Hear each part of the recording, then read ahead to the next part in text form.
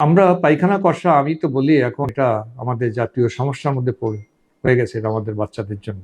পায়খানা কষা যেটা মূলত আমরা দেখি যে আমাদের বাচ্চারা তাদের ফিডিং প্র্যাকটিসে সবজি খাওয়া ভুলে যাচ্ছে, সবজি খেতে চায় না, ফলমূল খেতে চায় না। তারা যে সমস্ত প্রসেসড ফুডস, মাংসের প্রতি ঝোঁক বেশি, মাছও খায় না এবং ফাইবারও খায় না।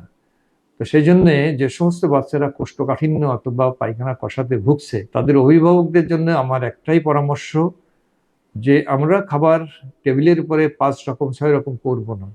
আমরা যা করব এক রকম অথবা এক পদ অথবা 2 পদের খাবারই তরকারি আমরা করব, এবং আমরা প্রতিদিন চেষ্টা করব যে সবজির যদি আমরা বাচ্চাকে না খাওয়াতে পারি তাহলে কিন্তু পায়খানা কষা ভালো হবে না।